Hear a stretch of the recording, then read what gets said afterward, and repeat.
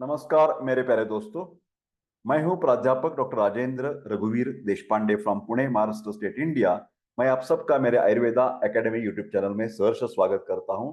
आप तो जानते हैं कि ये सीरीज बन रही है, इसका नाम है घरेलू नुस्खे, घरेलू उपाय, घरेलू उपचार, होम रेमेडीज। डिफरेंट कंडीशंस लेके हम बात कर रहे हैं। आज की चर्चा हम करने वाले हैं फूट कॉर्न।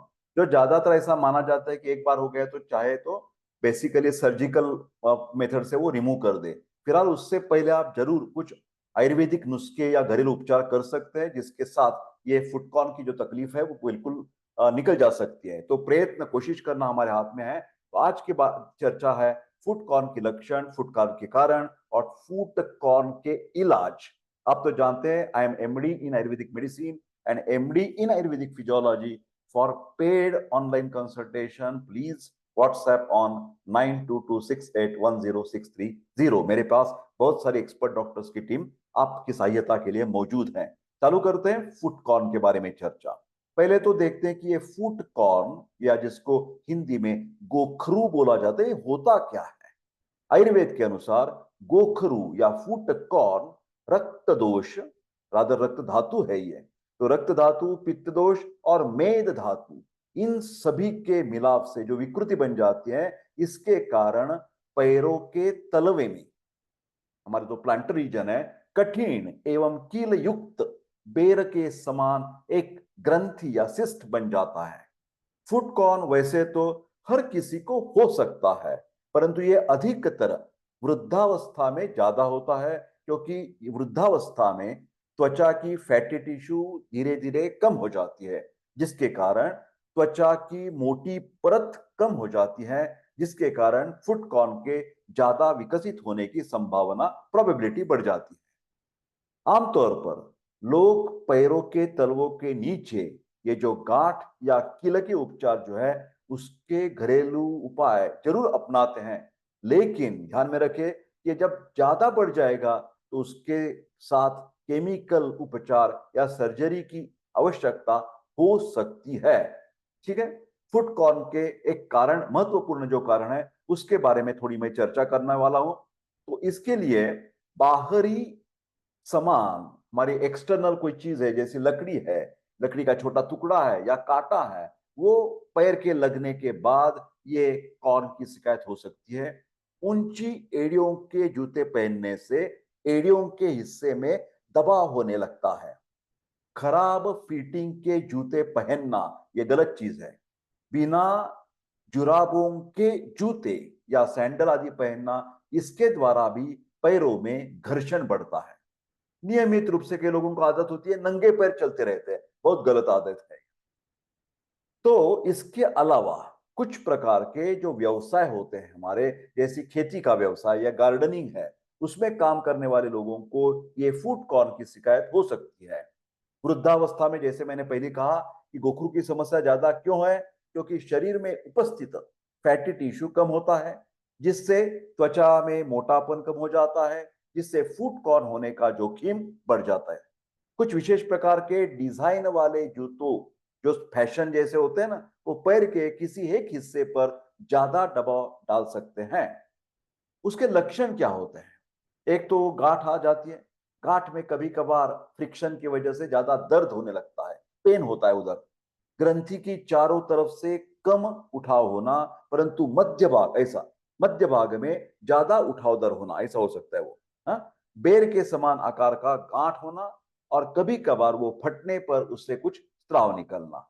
ये अभी हमें बुट फुट कॉर्न से बचाव करना है तो कुछ चीजें ध्यान में रखने की जरूरत है। पहले तो है कि उचित साइज के जूते हर एक को पहनना चाहिए। ऊंची एड़िया तथा नुकीले नोक वाले जूतों को पहनने से बचना चाहिए। अंगुलियों के नाखून को हमेशा काटना चाहिए। हमारे पैर जूते के सिर से मिल जाते हैं और अंगुलियों पर ऐसा दबाव बना देते हैं, और समय के साथ साथ उधर नीचे वाले भाग में कॉर्न विकसित हो जाता है। इसलिए दबाव को कम करने के लिए अंगुलियों के नाखून को छोटा रखने की जरूरत है। फुट कॉर्न से बचने के लिए और एक चीज है, आप रोजाना स्क्रबिंग ब्रश से उसको साफ कर सकते हैं। पैरों को धोने के बाद अच्छी तरह से सुखाकर उसके ऊपर कुछ मॉइस्चराइजिंग क्रीम भी लगा सकते हैं। नियमित रूप से प्यूमिस स्टोन, जिसको झावा पत्थर कहा जाता है, या फुट फट फाइल का इस्तेमाल करना चाहिए। रोजाना साफ सुथरी जुराब पहने और पसीना रोकने के लिए पैरों के तलवे में टैल्कम पाउडर का इस्तेमाल कर सकते हैं। अभी घरेलू उपचार एक 5-7 चीजें बता देता हूं। अरंडी का तेल, सबसे पहले अरंडी के तेल लेकर कॉर्न की जगह धीरे धीरे 2 दिन में 2, 3, 4 दफा लगाना चाहिए। इस तेल से क्या हो जाएगा, जो त्वचा है, बिकॉज ये वातक हर द्रव्य है, वातग्न है, वात का रूखापन, वात की रुक्षता, इसको वो निकाल देता है। अरंडी का तेल, ये मुलायम त्वचा मिल जाएगी आपको, और धीरे धीरे वो जो कॉर्न है वो चला जाएगा। इसका उपयोग लगातार 1 सप्ताह तक करने में आपको बिल्कुल फर्क दिखने को मिलेगा। परंतु ध्यान में रखें कि अरंडी का तेल कभी भी फटी हुई त्वचा पर लगाना नहीं चाहिए। झावा पत्थर हर एक को मालूम है, 5 से 7 मिनट तक पैरों या हाथों के जहां कॉर्न को, उसे हिस्से को गर्म पानी में पहले डुबा कर रखें।